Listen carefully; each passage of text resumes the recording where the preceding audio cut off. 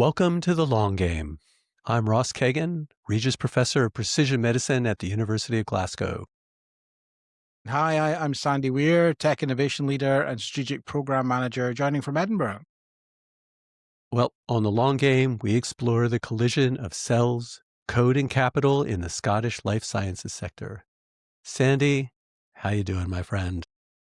Yeah, no, I'm good. I'm good. We've made the podcast live, Ross, and of course, I'm spending all my time batting away book deals, TV offers. The royalties are flooding in. I'm sure you must be the same, right?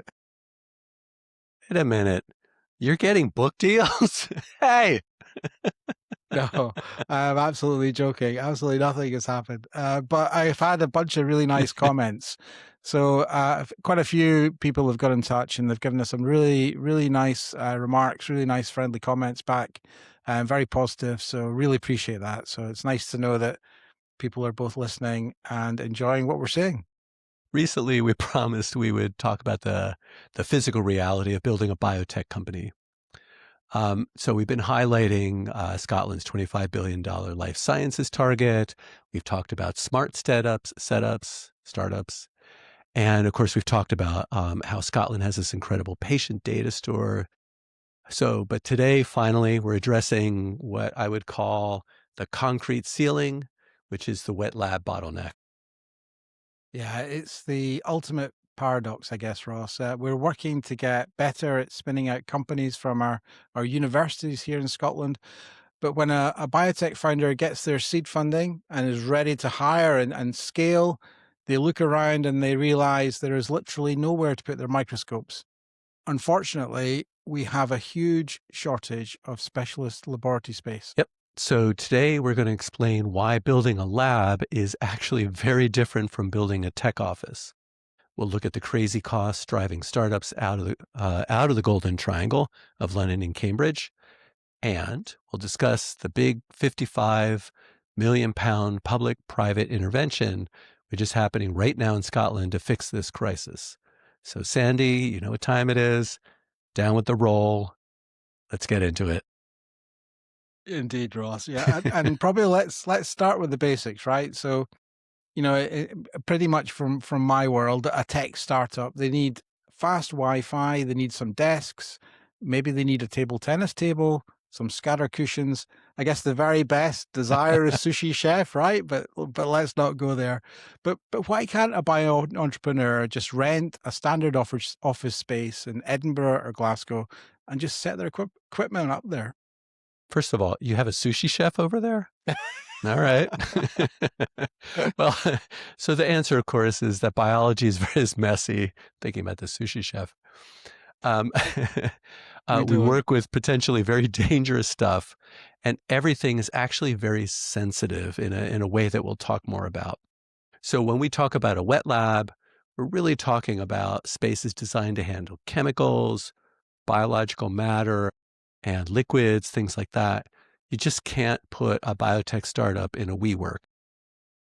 Yeah, but what is it that makes a wet lab so structurally different, Ross? Well, there are, I could divide it into, say, three things: air, water, vibrations. Okay. So first of all, the HVAC systems. It seems like a small thing, but actually it's not a small thing. So in a typical office, it recycles its air, but in a wet lab, you have dangerous fumes, you have biohazards. You need to move 100% of that air outside, and you need to do between 6 and 12 complete air changes per hour just to keep the scientists safe. So there's that. Secondly, you have your plumbing. Okay, you need specialized drainage systems for chemical waste and access to deionized water. So there's a lot of specialization going. And you also mentioned the vibration. Tell us about the vibration. Yeah, so I grew up as a microscopist back in the day, and so I know a little bit about this. And actually, this is the part that a lot of times real estate people miss, but it's pretty key.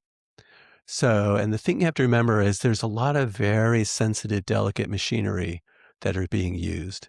So if you have a startup, you're doing precision medicine, Maybe you have next gen microscopes that are hypersensitive. Maybe you have mass specs. I know there's some new mass specs companies just coming online.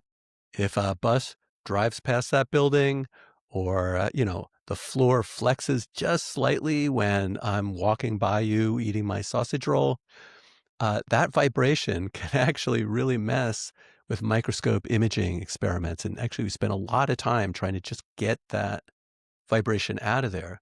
So, what does that mean? The floor loading capacity, the vibration criteria for a wet lab are actually very different from a standard commercial building. Right. So you've explained it. It isn't just about fitting out a room. It's about building a really robust space, which is able to survive failure. Yeah, exactly. I think a key point that sometimes we miss, and I know there's some politics going on back in the US about interruptions in the biology and the long term impacts that can have. And the reason that scientists get upset is because biology really hates interruptions. Um, if the funding goes away or the power goes out overnight, you have freezers that are full of samples, you have cell lines, reagents, you have years full of work. You can't just make those magically go away and have them come back when you want them. So that's why serious lab space, you need backup power, you need alarms, monitoring, contingency systems. We always have backups to our backups with our precious samples. So a wet lab is not just a bit of real estate, it's basically a living operational system. Yeah, and because the specifications are so intense, I guess developers they're pretty hesitant about making that big investment to build them speculatively, right? Yeah, exactly. So wet lab space is, as you can imagine from everything we're just talking about, it's a lot more expensive than office space.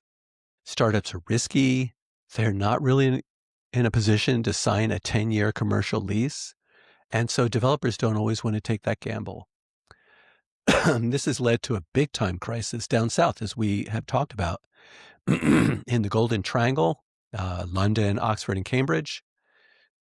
Really, demand has very much outstripped the supply. And in fact, I was down in London recently looking at their efforts to try to solve this. It's going to be very expensive and it's going to take a while. So, research shows that lab rents in Cambridge are going to hit over £80 per square foot this year. It's probably going to be well over that in the next few years. At that, if you do the math, and you're better at this than me, that's a lot of money. Yeah, I mean, it's you're absolutely right. It's completely unaffordable for a spin out that's just raised its seed round funding. It's probably even very difficult for those that are at the Series A stage, right? Yeah, no, that's actually a really good point. And so if you compare it globally, if you look back in the States, you look at Boston, you look at Cambridge, in Massachusetts, they have millions of square feet of lab space. It's constantly in development. I see these cranes out there all the time. I see how they're really backed by really big institutional capital. So Scotland has world-class talent. Look at us at a lower cost than the US and London, hopefully not too much lower. But we don't really have the benches for them to work at. And if we don't have that, if we don't make that, and we'll talk about how this is getting better, so no gloom and doom. But if we don't continue to build out, we really do risk a brain drain. It's great for you and me to talk about, hey, how to make new biotech companies, but we have to keep the best and brightest here. We don't want them relocating down south. We don't want them going to the US, and I know that this has happened. We want them to stick here and find a home, but they actually have to have a home. I guess this is the bit where, in the pod that we start to switch it around and think about the commercial response. And because we're now in early 2026, as you've mentioned, Ross, we can see that the Scottish ecosystem is really starting to fight back quite hard. By the way, before we go much further, I guess one of the things that we've talked about, and it's making me reflect, talking about capital and funding rounds has reminded me that we probably need to do an episode to help explain funding rounds and maybe try and demystify that whole finance framework. Talk about pre-seed, Series A, Series B, etc. Anyway, back to it. the Scottish Yeah, I ecosystem. think that's We're brilliant. fighting hard. We're fighting hard, Ross, and we're coming back. No, I think that's great, great idea. It certainly took me a while to wrap my head around all of these, and honestly, I can talk for a while about the sort of special niche of building a biotech space. But for me, the cool part about being on today's podcast is to actually hear from you. So, Sandy, economic hat on. If you can't get developers to just build speculatively, oh, we will build it and they will come. How's Scotland going to solve this? Yeah, and that's a great question, Ross. And we can see that the government and regional authorities they've really woken up and they've recognised that infrastructure is the bedrock of the innovation economy. And what we're seeing now is an injection of capital. We saw this first with the Glasgow City region.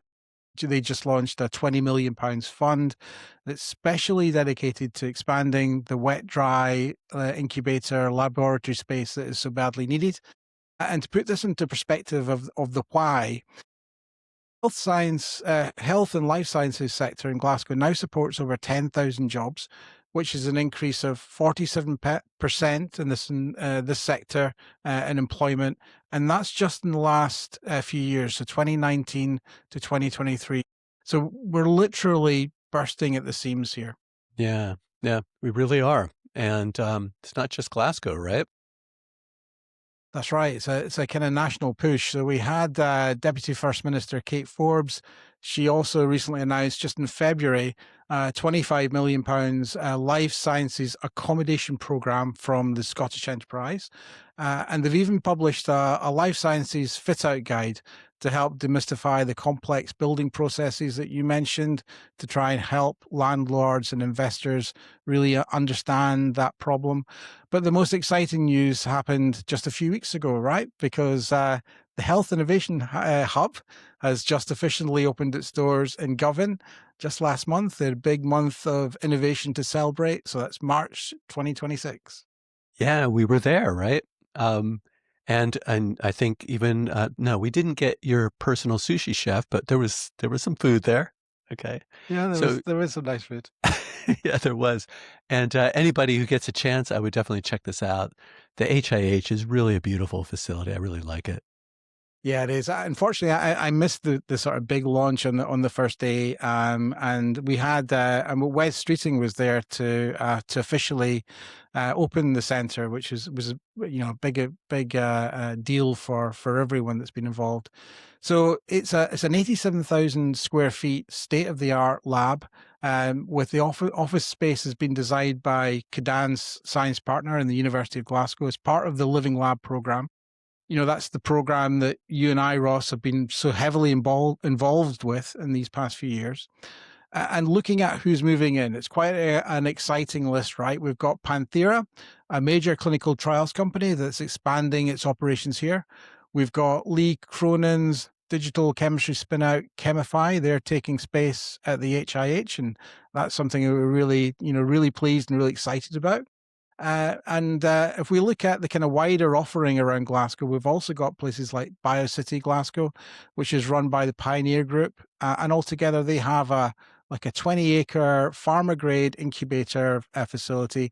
It's an ex-MSD research site, and they're able to provide MHRA licensed control environments, including cryostorage that startups could never afford to build by themselves.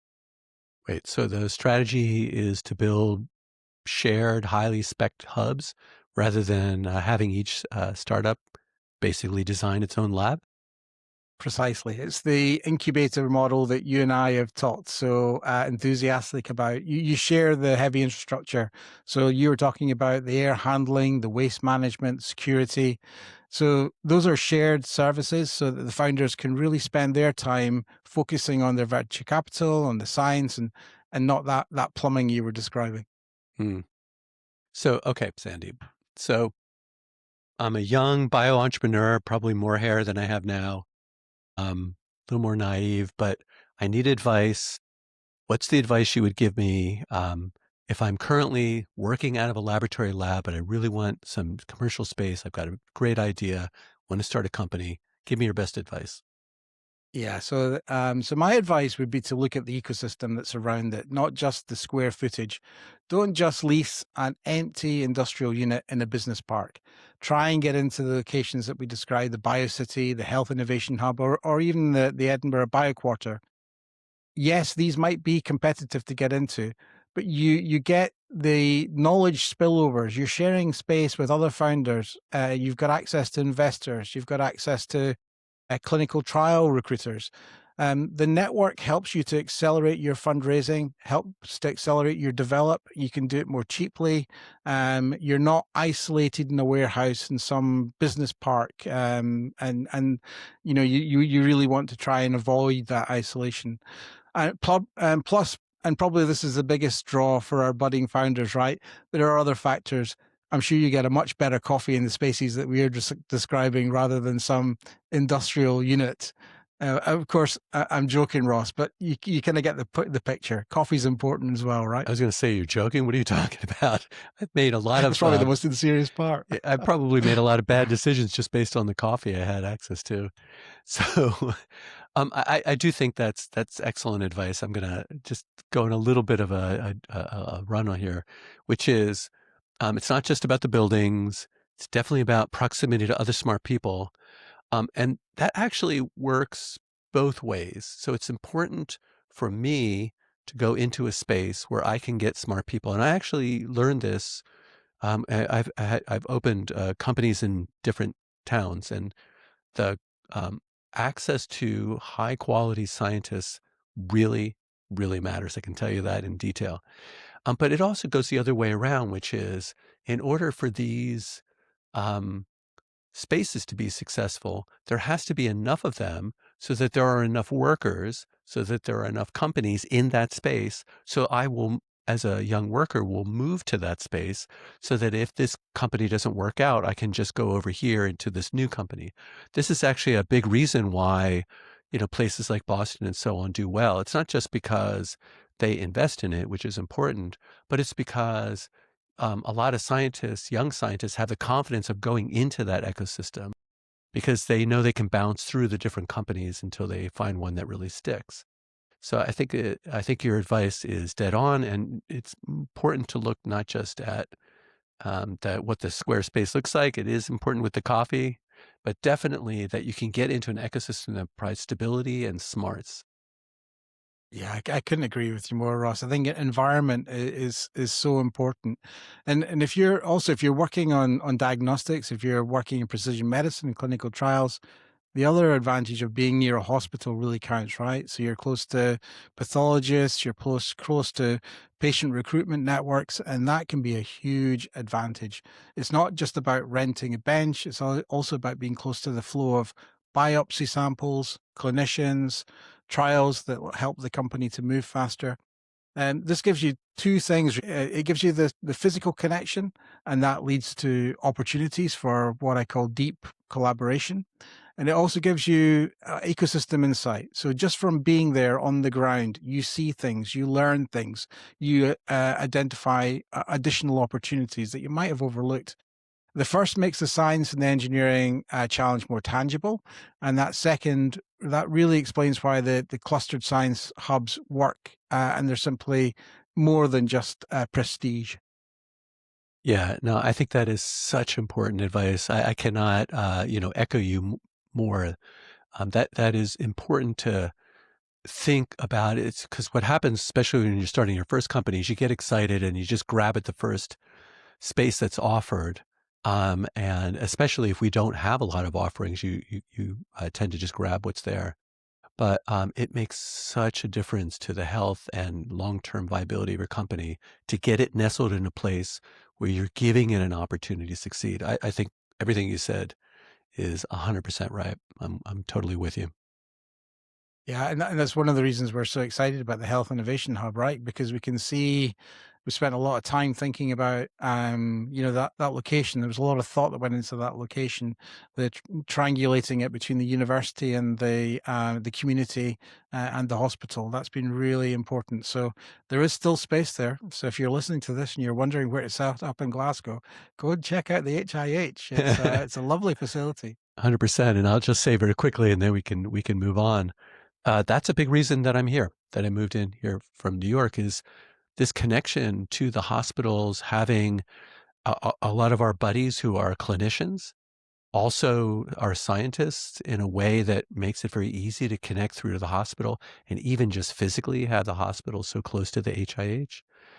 All of this was sort of laid out to me and said, hey, you're not going to find this just everywhere. And I realized, no, actually, that's true. So, yeah, totally. So I guess we've thought about this in some detail. We've spoken about this some detail today, Ross.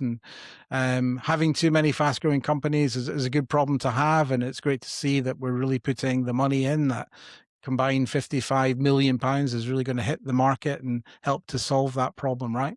Yeah, absolutely. So now it is our time. And you know what? I just want to say that I really, this is such an important discussion. And as you say, we need to deepen this. But now it's time to get out of real estate and close the show with our favorite segment, at least my favorite segment. I think our favorite segment, a wee bit of joy. Yeah, and Ross, and I'm hoping you're going to take it away this week and break into this first. So, what's brought you joy this week? Well, I did warn you, this is going to be a little, well, actually a little weird, and but it's going to be visually great. I'm going to put some pictures up. So, and that's just me foreshadowing. So for my wee bit of joy this week, I'm pulling you and everybody into the latest and greatest in truly weird music. The world has suddenly become completely obsessed with a new band called Angine de Poitrine. And Sandy, I have to say, I am here for it. They are great. And I just want to point out, this is something that you can hit your kids with and show how cool you are, okay? So because they'll get hit with it in a few weeks. So you're getting the early thing on this. So angine de poitrine it translates somehow to chest pains, like angina. Yeah. Right? They're a Canadian experimental math rock band from Quebec. And what brings me such total joy, and you kind of have to see them to really appreciate this. So I hope everybody who's listening to this goes and looks them up. Because what I love about them is their absolute commitment to the bit. They've now settled on these absolutely wacky, oversized paper mache polka dot masks. They've got polka dots all over their hands and feet. They've got these bizarre giant noses that come out. They've got full body paint, polka dot, everything. And so when they're performing, it's completely anonymous. And honestly, this joke exploded. And basically, I'll drop a picture of them. But in addition to being a bit of a joke, they are good, like really good. I mean, the guitarist is insane. They describe themselves as I have to look it up here, a mantra rock, Dada Pythagorean cubist orchestra. So what they actually are is some, I know, that's why I had to read it. So basically what they are is some weird fusion of like acid techno, disco, heavy rock, but they just do it really, really well. So there's two of them. The guitarist, he plays a double neck microtonal guitar. So what microtonal means is it has more than the usual frets. So you play the usual notes, but also the notes between the notes, right? And he does it brilliantly. The drummer, I'm not even going to get into the description of the drummer, but he locks into these insane, shifting, crazy grooves.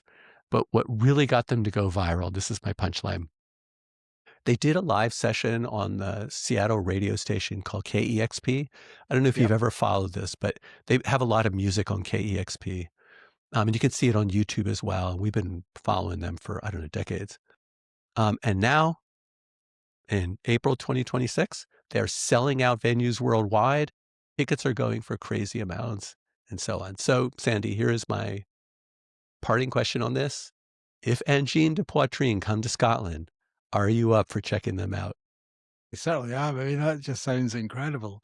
I mean, the mixture of music and art, just that blows me away. I've got to say, I've got slight alarm bells ringing. It could be a little bit Eurovision, but I'm imagining that the standard of the music is much, much higher from what They you've might described. win Eurovision. I'm going to show my ignorance of Canadian rock music, but this could be the biggest thing since Rainbow, right? They are Canadian, aren't they? Absolutely. I don't know. Who's yeah, Okay, I well, don't that's know. going to You got me be on this one. there's going to be a few comments there if I've got that I wrong. was thinking, going through all the Canadian groups. Why don't you take this away before I start obsessing over it? Well, no, that's fantastic. That was fantastic. I guess I'm going to have to bring it back down to earth after that, Ross. I can't compete with that this week. I've got my wee bit of joy is quite simple for me. Going back to the kind of golf theme, and for everybody listening, the whole concept of this podcast was hatched on the golf course. And we continually come back to that because that's our example of patience and hard work and the long game. And I was lucky enough to be back up in Granton and Spey just recently for the last few days. My wife and I, Helen and I, we went to two new courses which we'd never played before. The first one was called the Spey Bay on the Murray Coast. So what a incredible location, right on the beach. It's a big sort of rocky, stony shoreline at the mouth of the Spey, with these big rollers coming in from the North Sea. It was quite a windy day, but I guess that's what you get with a golf course by the sea.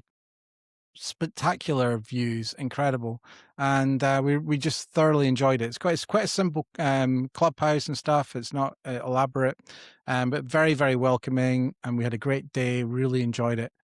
So much so that we decided, and because the weather was great up there, we'd go and play golf the next day as well. And we went into Aviemore. There's the old Del Faber resort there, which is now part of the McDonald's Hotel Group. And the golf course there, it's a championship level course. Uh, Wow. okay, it's called the Spey Valley, so Spey You Bay and go. Spey Valley, Mhm. both ends of the Spey. But yeah, again, what a course. And the views were incredible. Right next to the River Spey, the first 5 or 6 holes next to the river. Beautiful. All with a view of the Cairngorms in the background, covered in snow. It was just Oh, wow. incredible. And I wasn't playing too badly both days. In fact, Helm was playing really well as well. So we thoroughly enjoyed it. It was great. Great to relax, refresh, and recalibrate. Lovely. Really good. That's amazing. How was your driving? Yeah, it was really good. I mean, there was a couple of holes. We had a single player behind us, and with the two of us, we were playing a little bit slower, so we stopped to let him through. And somehow I just lost my rhythm, and the next drive was bad. 1 out of 17, or 18. That's not too bad. Yeah, on the whole, pretty good. Well, if the person who was behind you is listening to this podcast, please drop us a note. We have a Yeah. conversation to Oh, have I with never you. thought of that. Damn. Oh. I'm sure he's not ever going to listen to this podcast. But here's the thing, right? The fifth hole in this course, it was a par five. Just have a guess, Ross. How long do you think that par five was? I would Give me a go number. 400. Yards. Whoa. It's a monster. For a par five? Absolute monster. Yeah, absolute monster of a par five. What are you Yeah, putting with great your fun. with your wood? Yeah, no, and I was on the green in three, so I did pretty well. It was good. It was good. Wow. Okay. And All right. and That beautiful. is really impressive. Well done. Yeah. Well Yeah. done. I'm not going to tell you my score overall, We don't talk about but yeah, scores here. that I think hole, we we could agreed. talk about that hole. Yeah. Yeah. Yeah. Totally. Okay, Well, well, Sandy, that's fabulous. That you always had to go to these amazing places. So that brings us to the end of today's episode. Hey, listen, everybody, many thanks for listening to The Long Game. If you're enjoying this series, please share it with a colleague, leave us a review. You can follow us. We would appreciate any of these as we bring this podcast up and running. yeah, thanks, Ross. And next week we'll be starting like a two-part series looking at AI and healthcare, starting with how it helps to solve problems in our current system. And then we'll marvel in the second part around some of the new, really incredibly impressive AI tools that are coming out and coming online. So something to look forward to. Absolutely, and we'll have some interesting interviews also coming up. And so, please, keep track of us. Until next time, everybody, keep the heat. I'm working on it. And everybody, best of luck playing the long game. Ciao. So long. Yeah, Bye. see the vision clear. We're here to run the long game. Blueprint set, no fear. Playing out the long game. The long